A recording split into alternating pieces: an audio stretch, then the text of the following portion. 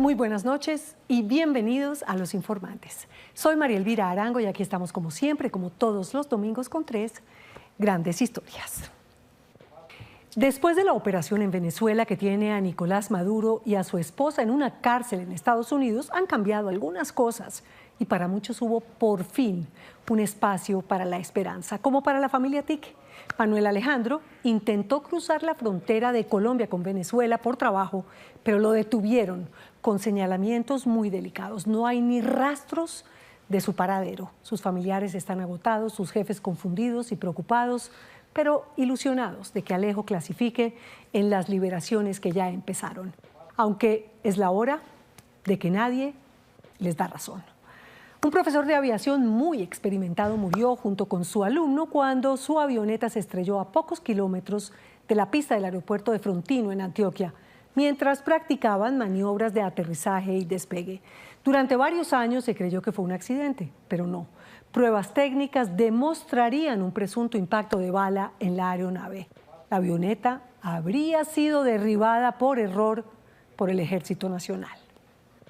Hay carreras de carreras, pero esta es la mayor insensatez de los deportes a motor. El Rally Dakar por el desierto del Sahara es de lejos la carrera más difícil y más peligrosa del mundo. Van 800 competidores, pero pocos llegan a la meta. Obviamente, llegó un colombiano e hizo historia. Empecemos. Manuel Alejandro Tique es uno de los 20 colombianos detenidos en prisiones venezolanas. Lleva 14 meses preso en El Rodeo, una temida cárcel que queda cerca de Caracas.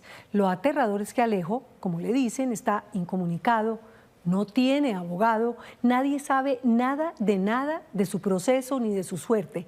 Y sobre las acusaciones en su contra, no hay ninguna prueba que la respalde. La nena Arrazola conoció el caso de los Tique, que no pierden la esperanza de recuperar a Alejandro, que pronto, ojalá, regrese sano y salvo. La angustia en las noches no nos deja dormir porque uno nunca sabe cómo está el ser querido de uno. Yo me acuesto en mi cama y digo, ¿será que él tendrá dónde acostarse? ¿Tendrá frío? ¿Tendrá calor? ¿Habrá comido? ¿Qué pensará? Porque es un aislamiento completo. Diana Tique no sabe nada de su hermano Manuel Alejandro. Lleva 16 meses sin saber dónde y cómo está. Desde ese septiembre de 2024, cuando uniformados venezolanos le quitaron el pasaporte, se lo llevaron a un cuarto y desde entonces lo metieron preso. Y solo una vez ha podido oírle la voz. Por tierra cruza el puente internacional que conecta Arauca con el estado de Apure, presenta su pasaporte para salir de Colombia y cuando lo presenta para ingresar a Venezuela, le dicen que van a hacer una entrevista rutinaria. ¿Quién le dice eso? En migración. ¿De Venezuela? Sí, de no Venezuela. La de Colombia. La de Colombia pasó Colombia, sin problema. Sí, exacto. Okay. Allá se supone que está todavía en Venezuela, preso y acusado de delitos como terrorismo. Manuel Alejandro tiene 33 años, es ingeniero civil y trabaja con una ONG de Dinamarca, que tiene una de sus sedes aquí en Bogotá y se llama Consejo de Andes, que está pendiente de los miles de desplazados, refugiados y migrantes. Manuel Alejandro entró por Arauca y desde entonces no lo volvieron a ver. Y él estaba más bien emocionado de voy a viajar a otro país, voy a ir a conocer a personas con las que solo trabajo generalmente por chat.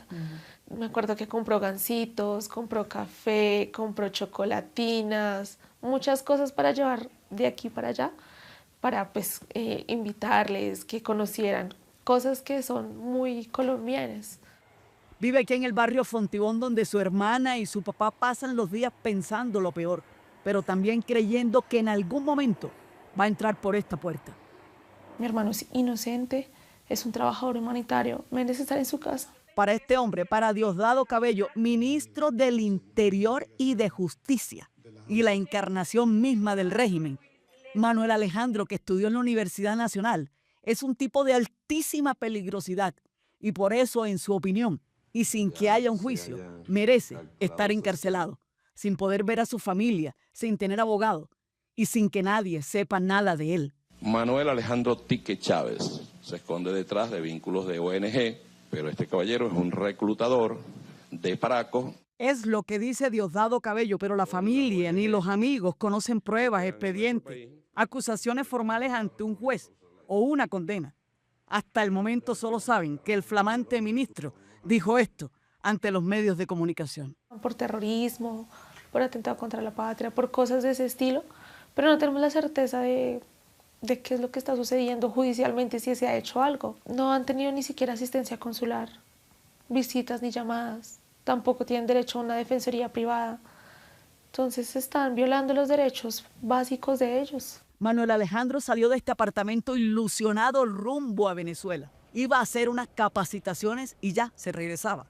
Andaba en bicicleta para arriba y para abajo y hacía ejercicio todos los días. No tocaba un arma, él ni siquiera ha prestado servicio militar en su momento. En su oficina tampoco entienden por qué este hombre de pelo rizado y suelto, que se viste con camisas anchas, flaco, aplicado, lector apasionado y poco fiestero, está preso. Manuel Alejandro es un ingeniero civil, industrial, dedicado a temas ambientales y después a personas, a ayudar en poblaciones vulnerables. Entonces es una sorpresa para nosotros, para la familia.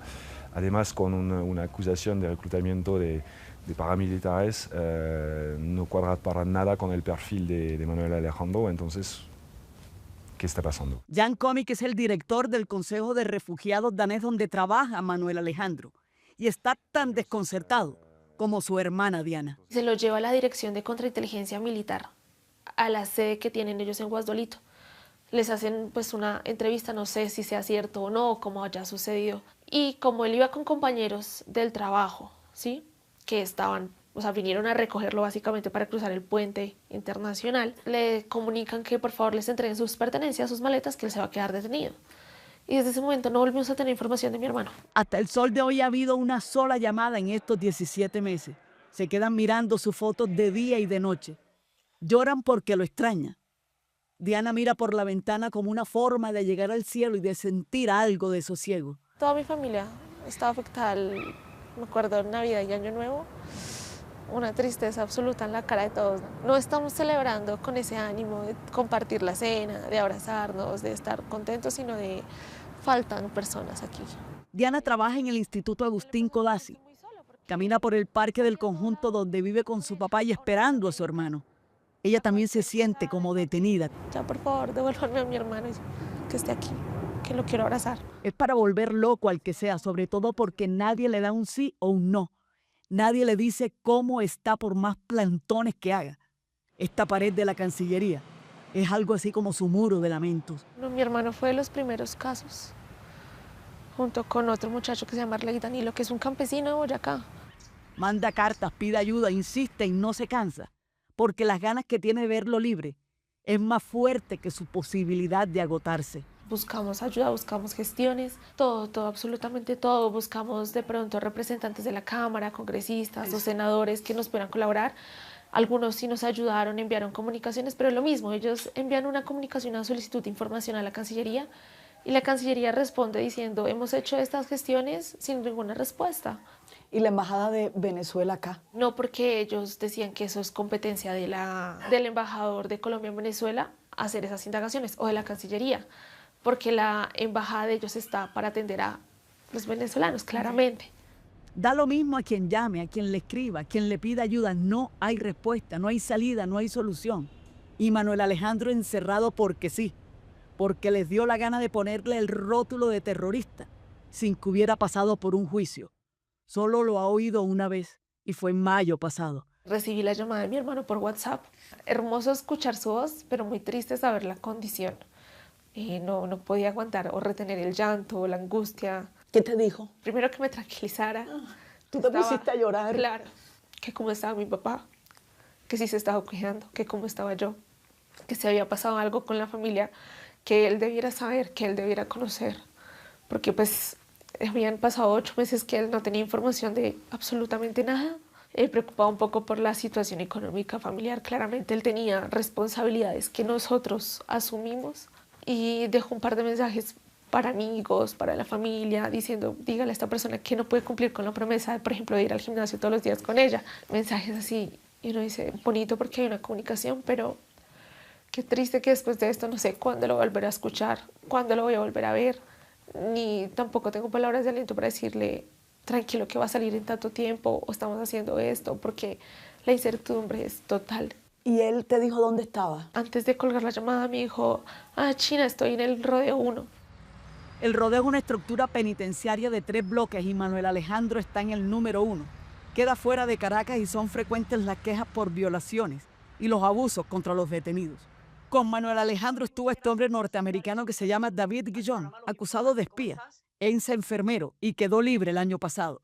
Su español es muy escaso y recurre a lo que sabe para contarnos que sí conoció a Manuel Alejandro y que estuvo con él en la misma celda.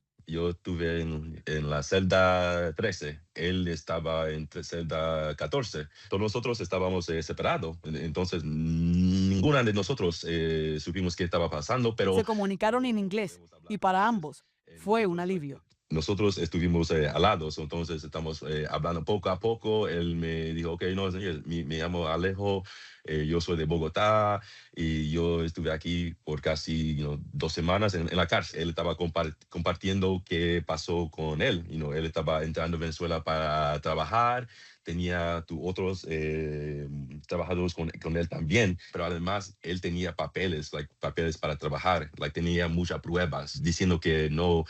Yo estoy aquí para hacer trabajo por esa organización. David también le pasó lo mismo. Su detención fue tan inesperada como arbitraria. Fue liberado después de conversaciones con el gobierno de Estados Unidos. En cambio, Manuel Alejandro aún sigue allá, en ese maldito calabozo. Soy solo un turista, solo para quedar con mi familia, mis amigos, nada más, ¿no? Ese era su plan, pasear un rato con su novio venezolano y terminó preso sin entender una sola palabra de lo que estaba pasando, así como Manuel Alejandro. ¿Cuánto tiempo estuviste con él, David? Octubre hasta diciembre, hasta el 14 de diciembre. ¿Y siempre estuviste al lado de él en la celda? Estuvimos al lado de nosotros por 4 o 5 días. Después de eso, le movieron a mi celda. Estuvimos juntos a 7 de octubre hasta el 14 de diciembre. La última vez que nosotros vimos fue el 14 de diciembre, disturbio. Toda esa locura, ellos están destruyendo todo en la cárcel. Se refiere a este motín carcelario y las condiciones fueron empeorando. No pude ver o hablar con Alejo otra vez, pero cuando ellos estaban trayendo mis cositas, Alejo fue inteligente porque tenemos una bolsa de ajedrez. Cuando ellos estaban trayendo mi cochineta, Alejo se puso la bolsa en la cochineta porque él sabe que necesita algo para jugar. Entonces fue la última despedida, yo puedo decir una despedida final, como así, mira las juguetes de ajedrez. Chao, David, como eso. Acceso a comida, tenían acceso a conversar entre ustedes, a abogado, defensa. Las condiciones fue malo, fue muy bajo de condiciones normal. Fue un edificio muy viejo. La verdad, si todos en un piso pueden saltar la puerta a la misma vez, puede ver todo el edificio moverse. La comida era insuficiente y llegaba sin condiciones higiénicas y la atención médica era escasa y bastante básica. Comida es comida básica, arroz, carotas o frijoles, pollo. Yo soy enfermero, yo fui un enfermero por casi 6 años. Y con mí, todo lo que yo conozco, ellos fueron idiotas. Porque muchos de los médicos no fueron médicos reales. No fueron médicos reales, porque hay muchas veces que yo tenía que enseñarle algo o decirle algo, o no, ellos... Tú sabías más que los médicos, tú tenías más conocimiento que los médicos que les llevaban.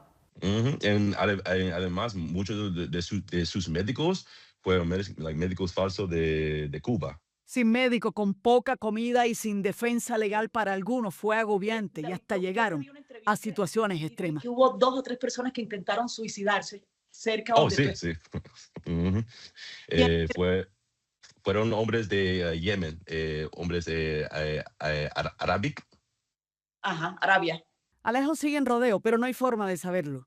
Con su bolsita de ajedrez con ganas de que haya una jugada maestra, un jaque mate que le permita salir de semejante encierro y regrese a Colombia, a su casa en Fontibón, al occidente de Bogotá. Que Colombia ha dado tanto apoyo a todas las personas venezolanas, a tantas comunidades que uno siente porque no nos apoyan igual. Siento que nos han abandonado un poco porque no hay respuestas después de 1 año.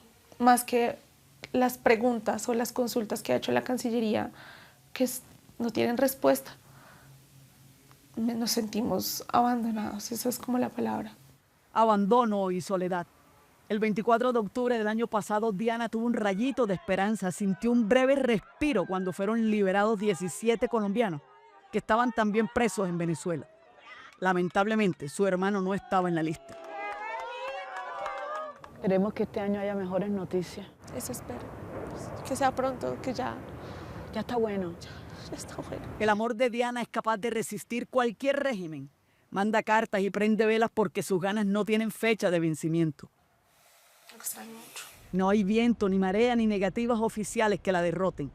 Aunque sea ella sola, seguirá moviendo el cielo y la tierra para que su hermano regrese a la libertad. En eso creemos y acá lo estamos esperando.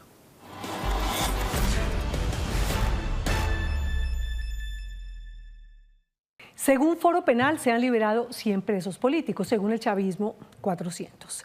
Pero es urgente que fluya la comunicación entre las autoridades de ambos países para que se abran las celdas de los colombianos detenidos injustamente en Venezuela o que por lo menos tengan derecho a la defensa. No se vayan después de comerciales. Una avioneta con 2 ocupantes que estaba en clase de aviación se desplomó a tierra. ¿Sería una equivocación o un error militar? Se los contaré después de comerciales. Ya nos vemos. En diciembre del 2018, un ultraliviano se accidentó muy cerca de la pista del aeropuerto de Frontino, en Antioquia. Los 2 tripulantes murieron, un profesor y su alumno que estaban en plena clase aprendiendo a despegar y aterrizar. El caso dio un giro de 180 grados por un fallo judicial que señaló que no se trató de un accidente, sino de un error militar. Eduardo Contreras voló al lugar donde ocurrió todo y reconstruyó el viaje fatal. Uno se hace muchas preguntas y me da mucho pesar, porque yo decía, qué pesar, ellos en clase jamás se imaginaron, y me imagino que los tomó por sorpresa y no se dieron cuenta de qué pasó. Y cuántas cosas habrán pasado por su mente en medio de todo ese dolor de dejar esa familia, de qué pasó aquí y no darse cuenta de que realmente estaban muriendo. Gustavo Hernán Roldán acababa de cumplir 43 años. Era, según su esposa Olga Soto, un padre ejemplar de 2 niños de 4 y 8 años, con un sueño que traía desde la infancia: aprender a volar. Realmente desde joven quiso estudiar aviación. Digamos que en su época de juventud pues no tuvo los recursos para hacerlo porque era una carrera costosa. Y él empezó con el cuento que quería estudiar aviación. Estábamos celebrando mi cumpleaños en Punta Cana. Allá hicimos el tour y me dijo, definitivamente esto es lo que yo quiero. Yo le dije, bueno, consigas el mejor profesor. ¿Qué año era? 2018. Gustavo era un hombre hecho a pulso que estudió sistemas en Medellín y se fue a probar suerte en Estados Unidos. Trabajó allí varios años, en Boston, como mesero, lavando platos y en otros oficios. Ahorró y al regresar a Colombia conoció a Olga. Montaron un negocio juntos y formaron una familia. Yo tenía 20 años y él tenía 29 y nos presentó un amigo en común. Y realmente desde esa noche pues ya intercambiamos contactos y ya no nos volvimos a separar. Habla un poquito de él. Él empezó a trabajar desde muy joven, siempre pensando en un negocio, qué hacer. Y finalmente ya cuando nosotros empezamos como pareja, montamos una empresa de transporte y luego paralelamente nos fuimos metiendo en el campo y compramos una finca que se sembró en cítricos y se metió en el café porque él decía que su jubilación iba a ser en el campo. Le gustaba mucho el campo. Así estaban, con una vida partida entre su negocio y los hijos, cuando Gustavo empezó por fin sus clases de aviación. Fuimos a averiguar en el aeropuerto, otro amigo le recomendó al profesor, averiguó y me dijo, no, ya tengo el profesor, es el papá de los pollitos. ¿Cómo se llamaba el profe? Juan Camilo Villegas, un profesor muy experimentado que daba clases particulares. Villegas era un reconocido profesor de aviación que dictaba clases desde 2006. La aeronave también tenía logos de la patrulla aérea, que presta servicios médicos en zonas apartadas del país. Olga se montó a la avioneta ese día. Supongo que uno cuando va a tomar unas clases de aviación, pues a uno le da cierto temor, ¿no? Que la avioneta tenía mandos al lado y lado, porque yo le decía, donde tú no sepas, entonces se estrellan. Entonces me dijo, no, tranquila, lo que pasa es que es como un carro de conducción y a cada lado hay un mando. Me monté en la avioneta, el profesor, pues un señor adorado, muy querido. El otro sueño de Gustavo, además de aprender a volar, era tener un ultraliviano. ¿Estos son los únicos recuerdos que tienes? Sí, y me decía, cuando ya me den la licencia te invito a almorzar a Cartagena. Yo le decía, qué susto, pero yo me monto. El curso tenía 50 horas de vuelo y lo certificaría como piloto de ultraliviano. Gustavo llevaba 30. Conoció muchos lugares de Antioquia a bordo de la avioneta, en medio de las clases. ¿Qué es lo que más extrañas de él? Su compañía. ¿Cómo llegaba él? ¿Cada cuánto tomaba las clases? Realmente siempre llegaba feliz, me las tomaba una vez a la semana. Él cuadraba con el profe, mañana iba y volaba, pues 2 horitas, 3 horitas. Le gustaba mucho porque iban a diferentes lugares. A menudo, el profesor Juan Camilo pasaba con él sobre su apartamento, donde Olga agitaba un pañuelo en su mano al verlos pasar antes de aterrizar en Medellín. Sí, cuando él ya iba llegando me decía, sal al balcón. Entonces salíamos y con un trapo le hacíamos así, él pasaba por el frente y lo podíamos ver. Y después bajaba ahí al aeropuerto a Ya llegaba al aterrizaba. aeropuerto y ya Venía para terminaba acá. la clase. Ese 12 de diciembre de 2018, todo parecía normal. Una clase más que acercaba a Gustavo a su sueño. Fue un impacto súper grande porque Gustavo salió a las 8:30, 9 de la mañana de la casa y nunca me imaginé que no iba a volver, que ese iba a ser el último día que lo iba a ver. Fue un momento y fueron unos años muy difíciles porque realmente es volver a empezar y más con 2 niños pequeños. Ellos tenían 4 y 8 años. Despegaron de Medellín y volaron a Frontino, Antioquia. El objetivo de la clase era practicar maniobras de aterrizaje. Habían realizado 2 sobrepasos en la pista cuando a las 12:15 de la tarde la aeronave perdió el control y giró abruptamente hacia la izquierda. La avioneta, de matrícula HJ-111, se estrelló a 130 metros de la pista del aeropuerto. Me entra llamada del aeropuerto avisándome que Gustavo y el profesor habían tenido un accidente y ambos habían fallecido. Yo iba con los niños en el carro, estaba en altavoz. En ese momento se pusieron a llorar, mi papá murió. Entonces yo les dije, no, todavía no sé, espérenme que yo voy a ir a averiguar. Yo voy y los dejo en el apartamento y me dirijo a la casa de la hermana de Gustavo, Sí. Que a ellos ya les habían informado también. Y pues allá ya me contaron todo. Gustavo Roldán tenía 43 años y su profesor Juan Camilo Villegas, 59. La noticia acaparó titulares en la prensa nacional. La pista del aeropuerto está muy cerca de un complejo militar. Por eso la 4ª Brigada emitió un comunicado que reportó los 2 muertos y señaló que tropas del Batallón de Infantería número 32 aseguraron el lugar de los hechos para que la Aeronáutica Civil procediera a realizar las investigaciones pertinentes sobre el siniestro. ¿Qué pasó después de eso? Bueno, realmente cuando pasa todo, pues la pregunta es ¿qué pasó? No le cae a uno en la cabeza. Y siempre queda uno como con ese sinsabor porque se murió. Al pasar del tiempo, aproximadamente 1 año y medio, fue que nos dimos cuenta que no había sido un accidente. Según el informe preliminar de la Aeronáutica Civil, el ultraliviano presentó una falla de la planta motriz. La tripulación dirigió la aeronave hacia el lado izquierdo, precipitándose a tierra e impactando unos árboles hasta que se detuvo. A Olga y a sus hijos, la vida les cambió por completo. Ser padre y madre a la vez y la cabeza del hogar ha sido muy difícil. Me hace falta y me hace más falta cuando veo a mis hijos que lo extrañan tanto. Cuando veo mi hijo adolescente que me dice, mami, es que hay temas que yo no puedo hablar contigo, necesito al papá. Y cuando Moisés, que era el más apegado a él, me dice, ¿por qué se tenía que morir si yo lo necesito? Y llora con mucha frecuencia. Entonces yo pienso que esos momentos uno dice, ¿por qué? Por el error de otras personas nos teníamos que quedar sin su presencia. Pero un fallo judicial de mediados de 2025 dio un giro a este caso y declaró que no se trató de un accidente, sino de un homicidio. El Juzgado Noveno Administrativo de Medellín declaró culpable al Ejército Nacional de lo ocurrido en la pista de Frontino. Michel Pineda es el abogado de las familias del piloto Juan Camilo Villegas y de Gustavo Roldán, su alumno.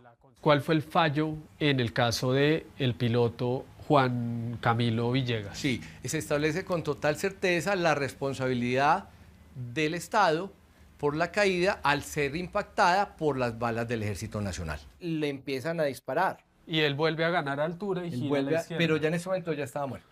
Él alcanza a hacer esto y muere. Esa es la realidad. Todo empezó alrededor de 1 año y medio después de la tragedia, cuando ambas familias recibieron información que les hizo dudar de lo que había sucedido antes y después del accidente.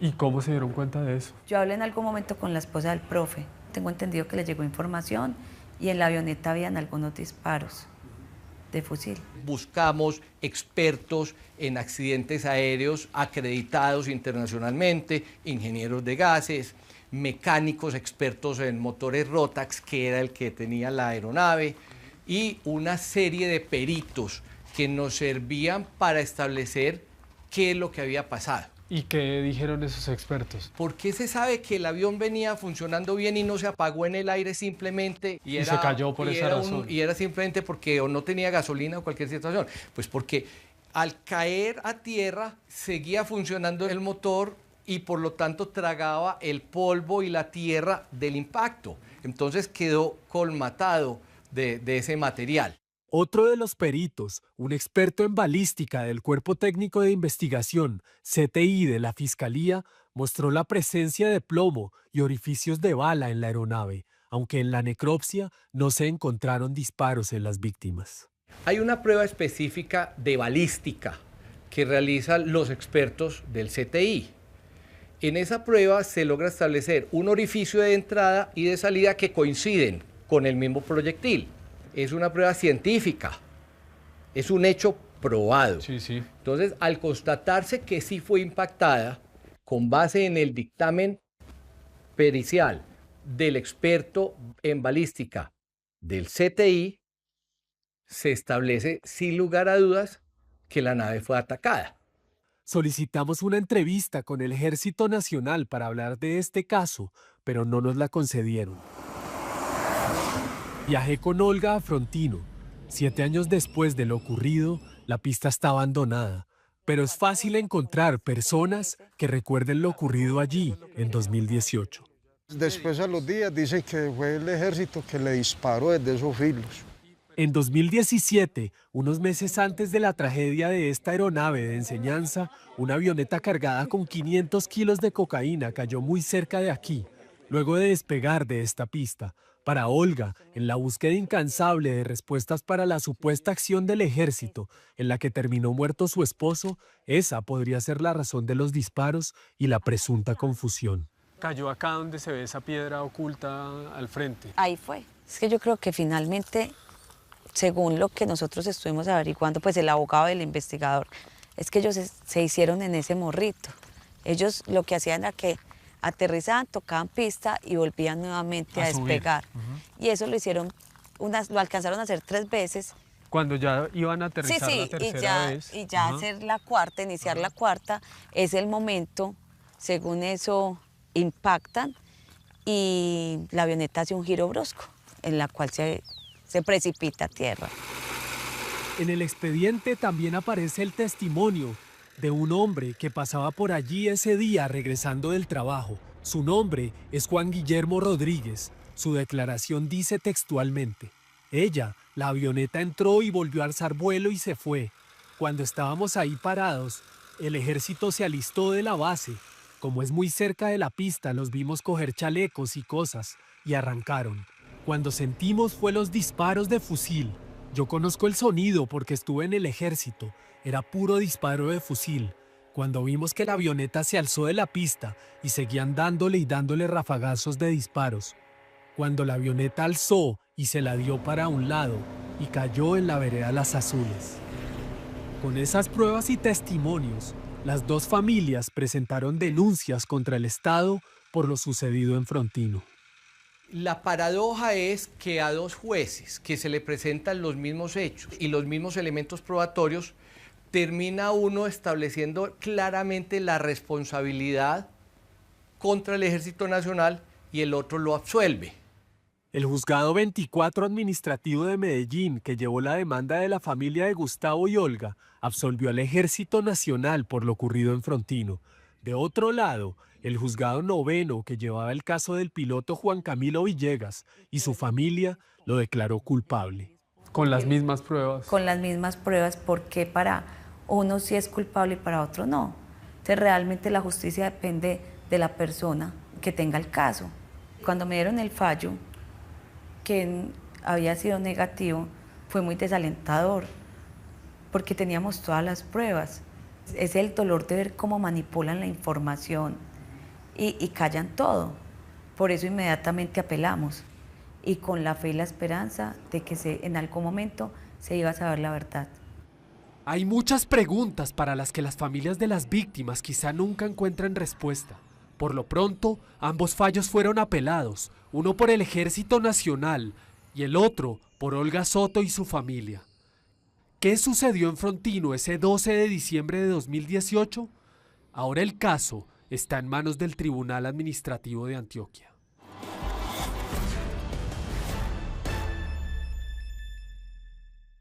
La defensa de las víctimas presentó el caso ante la Corte Interamericana de Derechos Humanos. Accidente o error militar. La justicia nacional e internacional tienen la última palabra. No se vayan, el gran insensato que terminó el Rally de Dakar, la carrera más peligrosa del mundo. Los espero. Francisco Álvarez es un deportista extremo que se ha ganado casi todo lo que se puede ganar montado en una moto. Pero lo mejor no es solo la locura de la competencia en el desierto del Sahara, las imágenes como de otro mundo o la adrenalina que se siente. Héctor Córdoba atendió la lección de un campeón. No hay grandeza sin mucho sacrificio. Acá todos estamos locos o todos nos falta un tornillo, todos somos una mano de retardados porque no entiendo por qué uno estaría acá pagando y haciendo lo que uno está haciendo. O sea, es en contra de lo que la razón le dice. ¿Y lo volvería a hacer? Sí. Sin dudarlo lo volvería a hacer. No lo piensa dos veces. Francisco, o Pacho Álvarez, como le dicen sus amigos, corrió el Rally Dakar en 2025, la carrera más difícil y peligrosa del mundo. Una prueba extrema que atraviesa el desierto del Sahara a velocidades que superan los 160 kilómetros por hora, cruzando montañas de arena y temperaturas que pueden superar los 45 grados centígrados. Esto es el Dakar. No estoy en la primera noche y ya estoy en una tormenta de arena. Lo hizo subido a una poderosa motocicleta de 450 centímetros cúbicos, desafiando el calor, el cansancio y el peligro. Un sueño que cargaba desde niño, desde el día en que su papá le regaló su primera moto. Mi papá siempre ha sido como aficionado a los deportes extremos, corrió en lanchas de aguas quietas durante mucho tiempo y en eso pues conoció la moto y le encantó la moto y bueno, cuando nació mi hermano le di una moto, mi hermano mayor, y como que no le gustó mucho. Y cuando nací yo sí me monté en una moto desde los 4 años y yo sí le cogí el hilo. Con apenas 4 años, cuando la mayoría de los niños están aprendiendo a montar en bicicleta, Francisco ya competía en categorías infantiles de motocross. A los 15, conoció el enduro, una disciplina del motociclismo donde se atraviesan montañas, ríos y trochas imposibles. Todo subido en una moto. ¿Soñaba con ser un piloto profesional? Sí. ¿Ese era el sueño de niño? Sí, definitivamente sí. Yo toda mi vida me la soñé siendo un piloto profesional. En un país como Colombia era un sueño bastante descabellado y un poco medio ridículo. Pero precisamente yo creo que también era parte de que a uno le dijera a todo el mundo como no, eso no es posible, no, por ahí no es. Lo ven a uno también como si fuera uno el niño perdido, pues como no, que es que, pero las motos en verdad, trabaje. Espere que es que esto también es un trabajo. Francisco estudió publicidad y hasta aprendió a volar aviones, pero su verdadera pasión siempre estuvo montado en una moto, dando gas a todo lo que daba, saltando obstáculos y esquivando palos, ramas y piedras, cruzando ríos con el agua hasta el cuello. Llegar a ser el mejor piloto de enduro del país le costó sangre, sudor y lágrimas. Sobre todo lágrimas. Todo el mundo quiere las cosas ya, como si estuviera buscando en Google. Y en un proceso, como todo en la vida, pero los procesos de los deportistas son muy largos y muy tediosos. O sea, Usted tiene que salgo, me compro levantarse. una moto y voy, corro un Dakar y eso es lo que quiero. No puede, le toca entrenar, le toca dedicarle horas y horas de su día a repetir y a repetir y a repetir hasta que se vuelva medianamente bueno. Y después le toca ir y clasificar al Dakar, porque si no, no lo dejan correr. Entonces le toca seguir entrenando, le toca correr una carrera, le toca correr otra carrera, después le toca correr otra carrera y puede que le digan que no. Y es que el camino para llegar al Dakar no es una autopista en línea recta, es más bien una trocha empinada, un camino de herradura lleno de sacrificios y muchas horas de entrenamiento. Ya cuando estoy grande y digo, listo, voy, quiero ir al Dakar, quiero ir a correr un mundial de rally para ir a poder clasificar al Dakar. Estoy intentando manejar una moto a 150 kilómetros por hora en una destapada, en arena, durante 8, 9, 10, 12 horas. Pues, ¿qué tengo que hacer? Entrenar, ¿cierto? Entonces, párese a las 5 de la mañana, vaya y monte en bicicleta, llueva, relampaguee, haga lo que sea. Pase lo que pase, no importa. Usted tiene un plan y lo tiene que cumplir. Y repita, y coma mierda.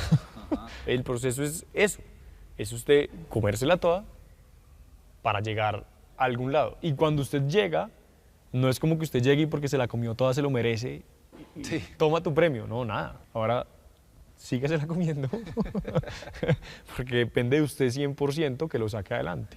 Francisco nació en Bogotá, tiene 35 años y está acostumbrado a comer pantano. Es campeón nacional y latinoamericano de enduro. Y aunque ponía a comer polvo a cualquiera que lo retara en una carrera, su sueño seguía siendo el mismo, ese que lo perseguía desde niño como una obsesión. Toda la vida soñé con correr el Dakar, como que era una disciplina que yo siempre tuve muy metido en mi cabeza. Y si a usted le gusta el off-road y las motos, el Dakar es como el Everest, o sea, es lo más que usted pueda hacer y es el sueño de todo motociclista. No sé por qué, porque no debería ser un sueño, pero... Lo dice riéndose, pero como si estuviera destinado a correr el Dakar, logró un cupo en el 2023, cuando ganó el Rally Sonora, una carrera que se hace en México para que pilotos de todo el mundo se midan el aceite. Me conseguí 2, 3 patrocinios, dije vamos a correr en Rally Sonora. Fui, corrí, me metí en una categoría que se llama Road to Dakar, que le dan a usted la inscripción para correr el Dakar y el cupo directo. O sea, ya no tiene que correr usted 3 mundiales y hacer como un sistema de puntos y mandar su hoja de vida al Dakar a ver si lo aceptan, porque eso depende de ellos, 100%. Sino si usted se gana esa categoría, le pagan 20.000 euros de la inscripción, ellos, y lo aceptan de una. ¿Y usted se fue a ganarse eso? El primer día vi que tenía un ritmo bueno, que podría estar entre los primeros, quedé cuarto. Y durante toda la carrera fui apretando más y más y más y más y más, y el último día, en la última etapa, gané la categoría. Se me adelantaron los planes porque mi plan era correr el Dakar cuando yo tuviera la plata para ir. Pero acá pues ya dije, nada, es la oportunidad que tengo, es una oportunidad en la vida, no la voy a desperdiciar. Francisco Álvarez Nino. Pero correr el Dakar no es solo cuestión de talento, es también una cuestión de plata, mucha plata. Entre la inscripción, la moto, el equipo y la logística, un piloto puede necesitar entre $100.000 y $150.000 para competir, unos 400 millones de pesos. Francisco tocó puertas, buscó patrocinadores, armó presentaciones y poco a poco empezó a vender esa idea descabellada, casi imposible, de ir a correr el Dakar. Pues esto es precisamente donde yo trabajo, y acá también tengo mi taller de motos, acá tengo otras cosas con carros, todo muy alrededor de los motores. ¿Usted sabía en lo que se estaba metiendo? Sí, yo sabía en lo que me estaba metiendo. O sea, no, yo no sabía en lo que me estaba metiendo, pero sí. Pero usted como que se intenta hacerse la idea, ¿sí me entiende? Igual lo que le digo, uno lo ve tan romántico, es que es mi sueño, es que yo literal nací para esto, es que yo he entrenado toda mi vida, y ya cuando está allá dice uno, wow, ok, esto no es solamente la televisión, esto es la carrera más difícil del mundo, también para cualquiera que vaya a correr. El Rally Dakar es tan famoso que así a uno le gusten o no los deportes a motor, alguna vez ha escuchado de esa carrera. Nació por allá en el 79, cuando el piloto francés Thierry Sabine se perdió en el desierto del Sahara y se le metió en la cabeza la idea de crear la carrera más insensata del mundo, meter carros, motos y hasta camiones en el desierto para que experimentaran lo que es sobrevivir en el terreno más brutal posible. cada año se corren unos 9.000 kilómetros, algo así como ir desde Bogotá hasta Madrid, España, subido en una moto durante 15 días. Y es una carrera tan peligrosa que desde su primera edición, más de 70 personas han muerto en la ruta, incluido su creador. ¿Por qué el Dakar es tan importante? ¿Por qué es la carrera más importante, más difícil y más peligrosa del mundo? Es la carrera más difícil, más peligrosa y más larga del off-road. O sea, no de pavimento, sino de todo lo que no es pavimento. Tiene un nombre gigante, es básicamente como la Fórmula 1 pues, del mundo del off-road, es como correr, es como ir a un mundial de la FIFA, por eso yo lo comparo mucho con subir el Everest para cualquier persona, es que es así, usted lo botan en la mitad del desierto a hacer una cantidad de kilómetros diarios que son absurdos, pero absurdos es absurdos. A ver, la etapa más larga fue de 962 kilómetros. Pero la Es etapa como más ir corta, de aquí a Cartagena, de Bogotá a Cartagena. exacto. Pero la etapa más corta, tampoco es que uno diga, no, es que fueron 100. No, la etapa más corta fueron 652 kilómetros. Junto a Francisco, salieron otros 135 pilotos que recorrieron esos 600 o 900 kilómetros diarios a una velocidad promedio de 160 kilómetros por hora, el doble de lo permitido en cualquier carretera colombiana, pero sobre dunas de arena que parecen olas gigantes. Bueno, ya estoy en el kilómetro 243 y bueno, vamos bien, ha sido una etapa difícil de navegar, muy difícil de navegar y me quedan otros 180 kilómetros para seguir. Yo digo una cosa en el Dakar y es que el que va de primero va intentando sobrevivir y el que va de último va intentando sobrevivir. La única diferencia entre el primero y el último y todos los que estamos corriendo es que todos tenemos un ritmo diferente. Entonces todos estamos intentando sobrevivir al ritmo de cada uno. Se ve una duna igual de grande a un edificio de 8 pisos y se entierra en la mitad, va para abajo y vuelva e intente. Los pilotos tienen que saber de navegación, de mecánica, de primeros auxilios y de resistencia extrema. La mayor parte del tiempo están solos en el desierto, guiándose con el GPS que llevan en la moto para no perderse entre las dunas. Cada tanto se asoma un helicóptero para capturar las imágenes de los líderes, mientras el resto lucha contra el terreno y el cansancio. Al final de cada etapa llegan reventados, caen como una piedra en camas improvisadas que casi siempre están dentro de carpas o camiones. Se alimentan con geles, barras energéticas y mucha agua para recuperar la fuerza. Pero el descanso dura poco. Al otro día se levantan muy temprano para seguir la carrera. Las jornadas comienzan antes del amanecer. A las 5 de la mañana ya están alistando el equipo y haciendo los últimos ajustes en la moto. A esa hora la temperatura en el desierto puede bajar hasta los 2 o 3 grados bajo cero y alcanzar unos infernales 48 grados en la tarde. Uno no se levanta, me imagino, pues a decir, no, y voy a salir y de pronto me mato. Uno no se levanta pensando en eso, pero se siente un poco el peligro, sí, tanta 100%. cosa ahí, 100%. la muerte ahí encima. 100%. 100% porque usted está haciendo cosas pues que son muy extremas. Hay momentos que usted está yendo demasiado rápido en lugares que no son hechos para usted estar yendo rápido. Hay cosas que son demasiado técnicas, hay momentos que usted también está demasiado cansado y cuando usted está demasiado cansado también pues comete errores. Y un error en el Dakar, por más pequeño que parezca, puede costar la vida. Y en esos 15 días, en ese tiempo que estuvo en el Dakar, hubo de pronto un momento en el que usted dijo, uy no, yo no aguanto más, la verdad que no doy más. Sí, obviamente hubo momentos muy duros, me partí un dedo el tercer día y partí el timón también en una etapa, entonces iba con el timón partido, con el dedo partido, con una cantidad de cosas y yo decía, pero ¿qué es esta porquería? Al otro día se levantaba y hágale. No, ni siquiera al otro día, porque lo que me pasó eso fueron los primeros 100 kilómetros de una etapa de 510. Entonces, como en el kilómetro 200 y pico, fue que otra vez hice clic y ya, vamos a correr otra vez. Pero fueron 200 kilómetros de una pelea interna de decir, no quiero más esto, estoy sufriendo a dos manos y ¿por qué carajos? El 17 de enero del 2025, Francisco cruzó la línea de meta con las manos destrozadas, el cuerpo adolorido y una sonrisa que no le cabía en la cara.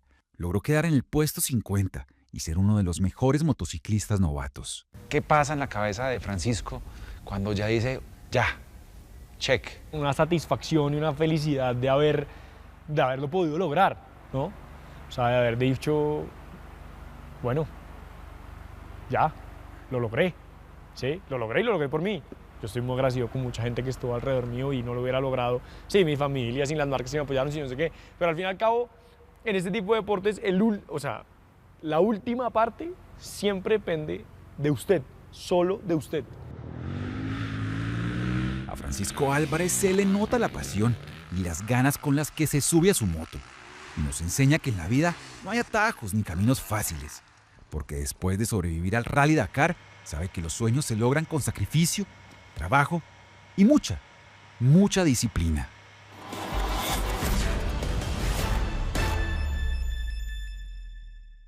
Como Francisco no para, está entrenando para correr el Enduro del verano, la carrera de playa más grande del mundo que se realiza en Argentina. Buena suerte. Si quiere volver a ver alguna de nuestras historias, síganos en Facebook, en nuestro canal de YouTube y ahora también las puede ver todas en Ditu. Descargue la aplicación y repítalas cuando quiera. Espera en Séptimo Día relaciones que iniciaron en redes sociales y que terminaron convirtiéndose en una pesadilla. No se lo pierdan. Nosotros nos vemos como siempre. Los espero el próximo domingo con otras 3 grandes historias. Buenas noches. Que descansen.